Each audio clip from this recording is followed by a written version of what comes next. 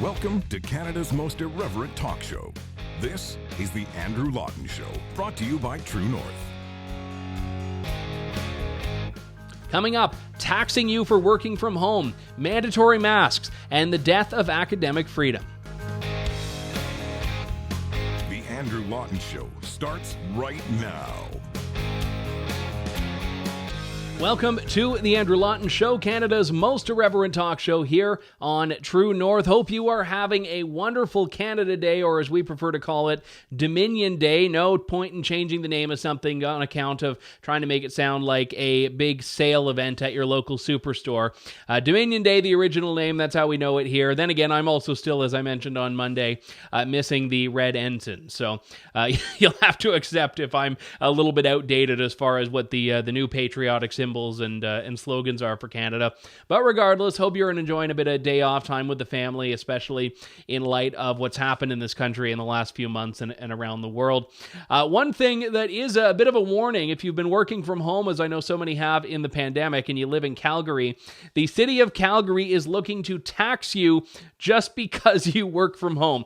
So just to put this in context, well, everyone around the world is saying, how do we deal with the economic effects and implications of coronavirus, of COVID-19? The city of Calgary is saying, I've got an idea. So all these people that have to work from home, hit them with a tax. This comes in a report that was published by Calgary's Financial Task Force, which is anytime government has a task force, you know, it's never going to be all that good. And they have this idea of bringing property taxation into the 21st century. Now, again, they mean how to raise it. That's exactly what they mean. Because they say here, revenue sources for Canadian municipalities are limited, so they're trying to find ways that they can grow different revenue potential. And they take a few pages to try to beat around the bush until they eventually say that they need to modernize and adapt and do all of this and find municipal revenue opportunities available through the digital economy. And you scroll down, way down, and you get to the very bottom, the last paragraph of the last recommendation of the last page of this section. The City of Calgary's task force recommends develop and implement a tax on home-based small businesses that would become more prevalent due to the transition to the new economy. Consider a different tax rate if a home is used as an office, but address the trend towards increased homework. So right now, the big discussion everyone's having is whether people should continue to work from home, which means more home offices, and you might save a bit of money on gas, on parking, on work-life balance may improve, but don't worry, government will find a way to screw it up because Calgary wants to do a home office tax. This is absurd to me because if you own your home, you pay your property tax, you're paying your water, your hydro. It's not even like the city is giving you more for the privilege of staying home. They just realized that, hey, commercial real estate, which by the way is already in a terrible situation in Calgary. Just take a look at Candace Malcolm's documentary with True North, Calgary in Crisis. But they're saying that, we're going to have fewer corporate tenants. We need to get some of this money back elsewhere. You run a home daycare? Boom, more property taxes. You write blog posts from home, more property taxes. You do a podcast? We're not in Calgary, Nenshi. You can't come after us here. But never doubt government's way to, at the worst time, put the worst possible proposal forward and unfortunately probably still get away from it. Although oddly, not the weirdest proposal or the worst proposal to come from a city council this week. Toronto has decided to mandate masks indoors. City Council voted to make masks mandatory throughout the coronavirus pandemic. The goal here is that indoor public spaces must have people wearing these face coverings so that we can prevent a second, third, 17th wave, wherever's coming next. And, the thing about this that I have to point out here, and we talked about this going back to, I think, February, we have gone from masks are dangerous, don't wear masks, to, I guess if you really want to, you can wear a mask if it's going to make you feel better, to, okay, all right, fine, wear a mask, to, all right, we're going to shame you if you don't, to now we're going to prosecute you. So in just 3 months, we've gone from masks are terrible, don't you dare wear a mask, to we're going to fine you up to $1,000 if you are indoors in Toronto and not wearing a mask. Now, this may not, in fact, be constitutional. The Canadian Constitution Foundation has put out a statement raising concerns about it. They think that communities with mask orders are violating charter rights. Guelph was the first one to do it. I think that was last week or so. And now that Toronto has, I wouldn't be surprised if other communities started to follow suit. So this is going to be pretty bad. Now, I'm not anti-mask, by the way. I mean, in my city, there aren't a lot of cases. I don't go out all that much. I wore a mask once, and that was when I was required to do it to get my hair cut. And in that case, the businesses said this is the rule. If a business says you must wear a mask to shop here, I'm going to respect their right to do that, and I'll make a decision accordingly. But mandating masks, which is what city councils have done, is really bad right now for two reasons. First off, because it just shows that no one knows anything. Everyone's making it up as they go along. When Theresa Tam was saying don't wear a mask, and we were told to listen because she's the expert, why are they any more correct now when they say, oh, you've got to wear a mask? And look, no denying masks were very helpful in places like Taiwan, in Hong Kong, and South Korea. Masks were how they prevented getting these massive waves initially. But when in Canada, they're just coming around to it months after the fact, it reeks of just being this, attempt at grasping at straws, an attempt to say that we know what's going on. And I'm not one of these people that thinks a mask is a symbol of control. I was actually very pro-mask earlier on, and I wish the government had taken it seriously when it was important, when we were still waiting for that curve to be so-called flattened. But now the curve is flattened, the curve has gone away. The curve is not actually a curve, the curve is just a flat line, and we're still dealing with stuff like this. So the idea of this becoming a permanent lockdown now is what it seems like we're headed towards. So John Tory says everyone in Toronto needs a mask. Well, just this week, the travel ban for Canada was extended another month until July 31st. The longer this goes on, the more people's patience will wear down. And at a certain point, you have to ask, what is it that we're waiting for? What is it that we're waiting for? When communities across the country are finding that things are under control, things are fine, why is it only 3.5 months after the fact that these discussions are taking place, when it starts to seem like things are on the right track? So look, wear a mask, don't wear a mask. I'm not going to publicly shame anyone one way or another. I'm going to support businesses making their own determination. But for City Council, after their own medical officers and the Canadian Medical Officers of Health were saying, don't use masks for the longest time, I'm just going to roll my eyes, and you'll be able to see it because right now I'm not wearing a mask. When we come back, we'll talk about free speech and academic inquiry with David Millard Haskell. That's all up next on The Andrew Lawton Show. Stay tuned. You're tuned in to The Andrew Lawton Show. Welcome back to The Andrew Lawton Show. The big cultural battle of the month is, will you admit that whatever institution or country you preside over is systemically racist? Whether it's the RCMP, a political party, Canada itself, universities, companies, everyone has to say that everything is systemically racist, and if you don't, you are just proving it, and that makes you a racist. This is the theme we've been talking about the last couple of shows, and more examples keep emerging of it. Well, the latest on the list is Laurier University, which the professor and president, Deborah McClatchy, recognizes has systemic racism on the campus. She has said in a letter to the Laurier community that Laurier needs to tackle its systemic racism in the school and across the country, and as such, Laurier has put forward an action plan for equity, diversity, and inclusion, and indigeneity. Now, there may be nothing wrong with some of the specific proposals that are called for, but it's based on something that hasn't actually been defined or established, which is Laurier actually systemically racist? And what does that mean? Well, only a little bit of pushback pushback. Two professors, David Millard Haskell and William McNally, wrote an open letter saying, well, hang on, you haven't defined it, you haven't given any evidence, and what you're calling for has much broader implications than what you say it's about. This letter, of course, making waves because, well, like I said, if you deny systemic racism, you're part of the problem. Fantastic letter. It is published online at SAFS, the Society for Academic Freedom and Scholarship's website, safs.ca. One of the co-authors, Professor David Millard Haskell, joins me on the line now. David, good to talk to you. Thanks very much for coming on today. It's my pleasure, Andrew. Thanks for having me. Now, it's not to say you've been a shrinking violet from the free speech fight in general, certainly not at Laurier University. You were front and center when the Lindsay Shepherd controversy happened a couple of years back, and you've continued to stand up for free speech. But on this issue specifically, why did you decide to stick your neck out, especially in this climate where everyone's getting canceled, and put some criticism and scrutiny on this approach from your school's president? Well, you have to choose your battles, and both Will and I have been really concerned about the drift within academia more generally, but also the drift within our own university, where empirical evidence is no longer being used in order to justify policies and messaging.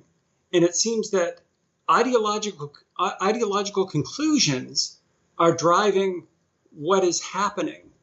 And these ideological conclusions aren't based on good evidence. So this was an example of this, where our president said that she made the suggestion that systemic racism was on our campus. And not only that, she had an action plan to combat it. And we had to say, stop for a moment. You're not basing this on evidence. And so I think that there's a subtlety there even. We're saying, we're looking for your justification for the claim. We're not even saying your claim is wrong at this point, although the evidence that we've found would suggest it is. But what we want as a university, as a place that makes its living trying to advance knowledge, we want to see the evidence. We want to talk about the evidence. And so it was just standing up for the principles that are supposed to be the very lifeblood of a university that made us want to respond. One of the points you and Professor McNally raised in your letter, which should have been an obvious one, it should have been the very first thing that something like this would have addressed, is the lack of a definition of systemic racism or of racism in general. And look, people may in their own minds know what racism is by way of example. Systemic racism is a bit more complex and I think has a lot more baggage and loading of that term, if I may. And there's no definition of it. McClatchy has said, yes, the school is systemically racist, but this did not come with an explanation as to how. And you point that out in your letter, which, again, and I am not downplaying what you're saying here, it should have been an obvious question that you raised, but no one else was. And the irony here in the logic, Andrew, is that part of her action plan specifically says we need to define racism. So she's admitted right there, we don't have a definition, and yet she said earlier in this other missive that we're systemically racist. So that's the cart before the horse. This isn't how you work the scientific method. And my worry is there was language within her email that was referencing critical race theory, which is an offshoot of critical theory more generally. And it has a lot of really anti-academic ideas behind it. They suggest things like even empirical evidence is really promoting whiteness or white oppression. And this is right in the works of critical race theorists. And when you're saying that empirical evidence is oppression, what else do we have? What else do we have that we've been using since the Enlightenment to actually try and get away from issues of bias, but instead try and advance just neutral knowledge? So with systemic racism, what I'm worrying about is that it doesn't look like racism as we were taught, right? Racism, when we were younger, we were taught that if you say something that is negative about someone's skin color or about someone because of their skin color, if you had words or actions that were directly discriminatory related to someone's skin color, that's racism. And all of us agree that's terrible. It's sickening, and we should stand against it.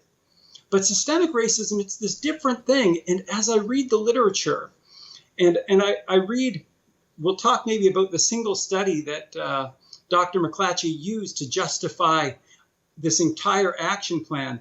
Yeah, the being raced study. I was going to ask about that. So tell me why that's such a dangerous part of this. Well, because it in fact explicitly says we're using critical race theory as the underpinnings for the study. And the idea of systemic racism, as it is applied within critical race theory, is that any disparity where Black people, people of color, or other people of color are at a disadvantage, where the numbers are negatively against them, that in and of itself is racism. Well, that's the fallacy of saying that correlation equals causation. And every researcher knows you don't do that. And yet here we have a university promoting this idea, this very anti-intellectual idea. So it's worrying. It's worrying when the keepers of knowledge abandon their job. Yeah, and that's one of the big things, and I know this is not an academic point that I'm about to address here, but when we saw last week, for example, the RCMP Commissioner, Brenda Lucki, say the RCMP is systemically racist and failed to come up with an explanation for how she's reached that, and ended up passing the question off somewhere else. There's something that we see right now in this culture, and I know we're going to talk a little bit more about some of these broader issues, but where people are committed to the outcome before they even go through that process. So that's no different than McClatchy saying that, yes, we're systemically racist, and one of the things we're going to do is come up with a definition of what racism means. It's like they know that this is the right thing to say, or the so-called woke thing to say, and whatever other processes they need to go through to get to that point, they're going to go through, but they've already determined that's where they're going with it. Right, and it short circuits what actually is the scientific method, because we want to test and retest. And so what actually happens when you begin to investigate this notion of systemic racism? So if you're listening to people talk about systemic racism, especially in the context of the George Floyd death, they often talk about it in terms of policing. But Will and I, we in our letter even, we said the best empirical evidence shows that really the shooting of Black people is not racially motivated. We've got Roland Fryer at Harvard has done studies from 2018. It's some of the most current work we have that shows there is not evidence of this racial motivation. Another fella at Michigan State University from 2019, Joseph Cesaro. I think I'm getting his name right, but he did a nationwide study, and he said, listen, it's a fact that a Black man in America is more apt to be shot by a Black police officer than a white police officer. There just isn't proof that this is racially motivated. So I look at that and I say, I want to know if there is some kind of racism happening, and let's stick with the police. I want to know about it so we can fix it. But these claims that are not based on evidence aren't getting us anywhere. They're getting us into a very dangerous place, a place that is not based on evidence, but it's based on a lot of thoughts about doing things that are pretty hostile. And you point out in your letter something here.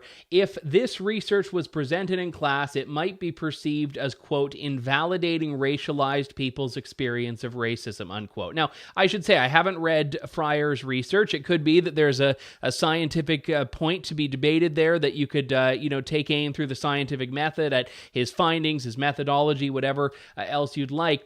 But you raise a point there that I don't think anyone can disagree, that there would be lots of people lined up, including at academic institutions, to have the discussion of that research taken off the table because of how it might make people feel. And thanks for bringing that up, because really you've hit the nail on the head. This is what we're really concerned about. So the implications of what are president was saying, and also the study that she cites. The study itself, it was called Being Raced. It was produced by some undergraduate students under the tutelage of some mentors who were professors and also people from the Diversity and Equity Office. And the study itself, it's a phenomenological study. It wasn't a properly chosen sample in order to generalize from it. It was also of the sort that said anything that our participants say is racism, we are going to not question it. And that's fine for lived experience, but that's not fine when you're going to generate policy.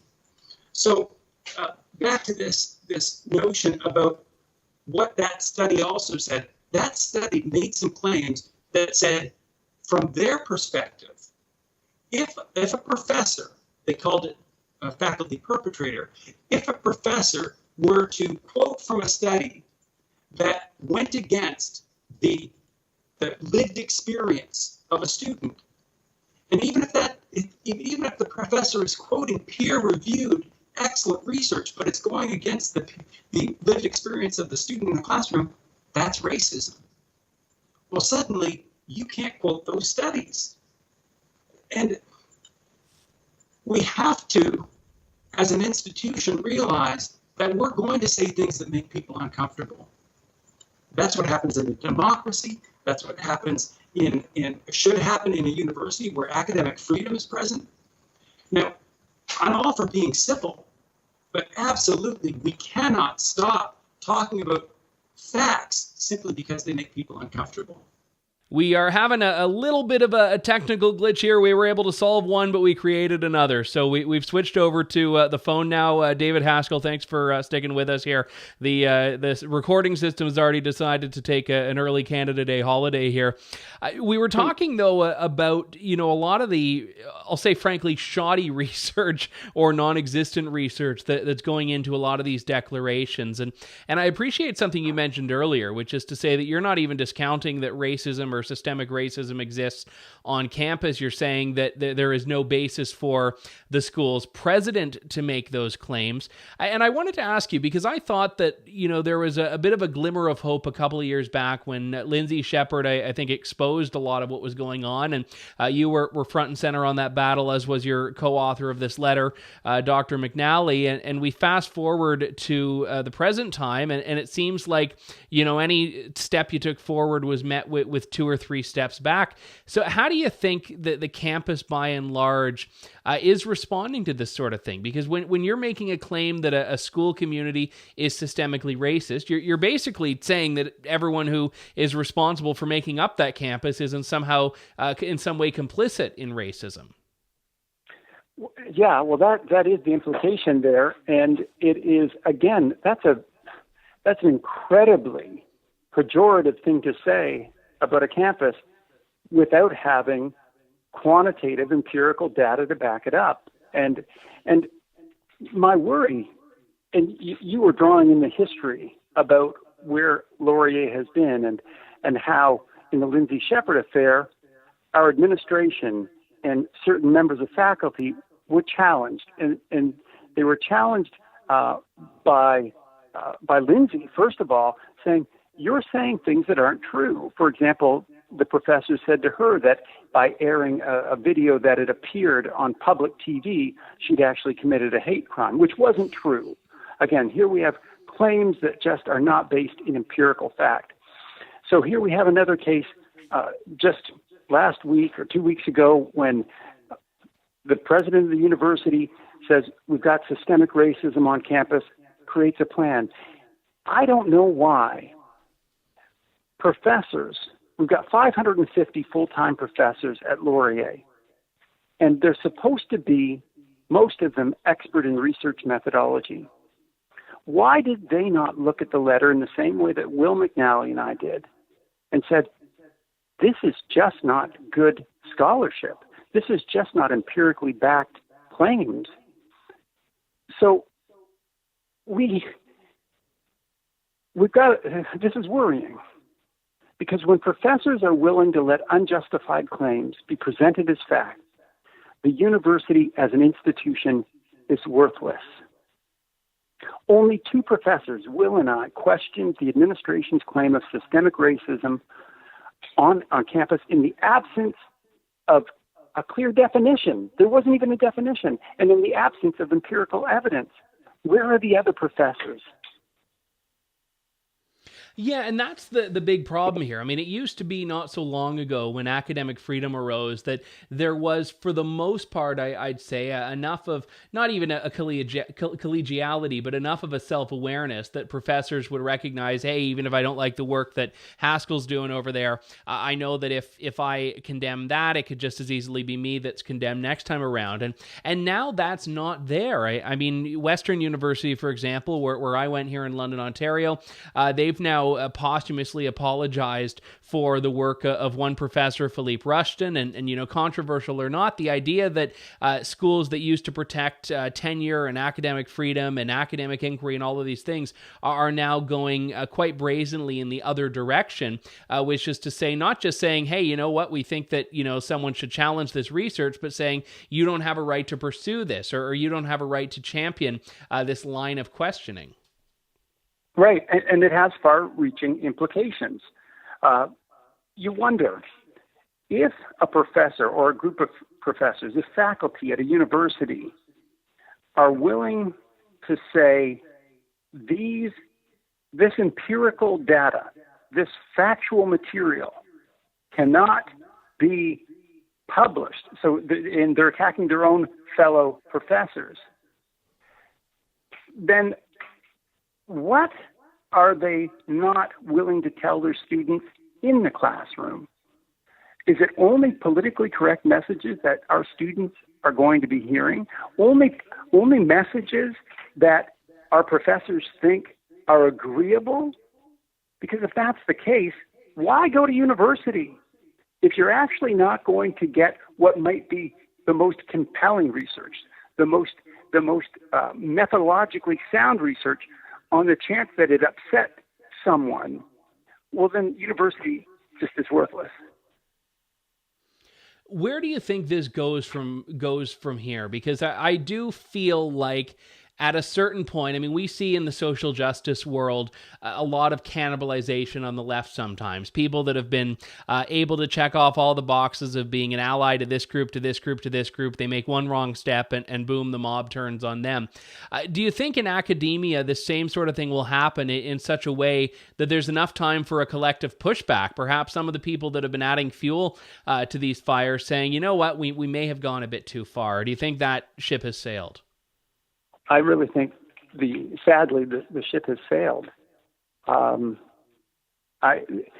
There just is not the will on campus to push back against this. Again, just using the Laurier example, there are 550 full-time professors who would have seen there was no empirical evidence to back the president's claims, and only 2 professors challenged it.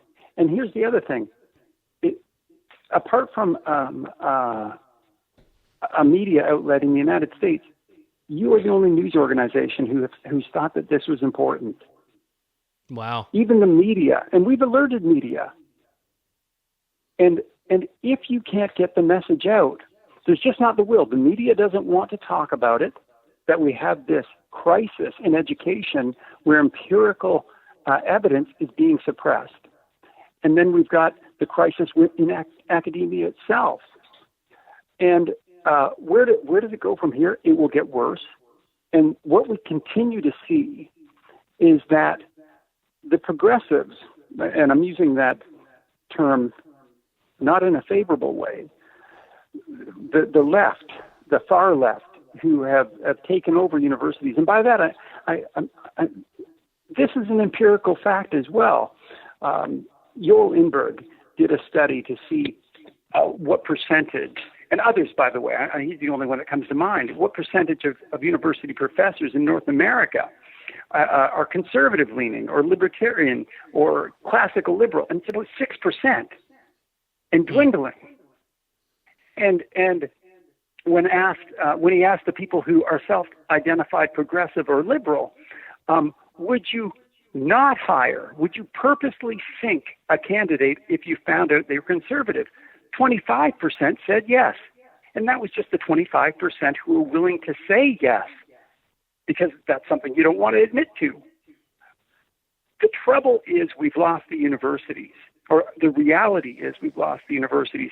And when nobody is there to be the counterpoint, when you don't have professors who have a different set of ideas, then you've got a monolith. And so the urge is to just get more of the same, and power corrupts, absolutely. We know this. So we'll continue to see these linguistic traps. And by that, what they'll do is they'll corrupt the definition of a word. This is the thing that they're doing just incessantly now, repeatedly now. They corrupt the definition of a word. They take a word like racism that had meaning, and it becomes systemic racism, and it doesn't mean what you thought it used to mean. Now it means if there's a disparity, if there's a difference in numbers, then suddenly that implies racism.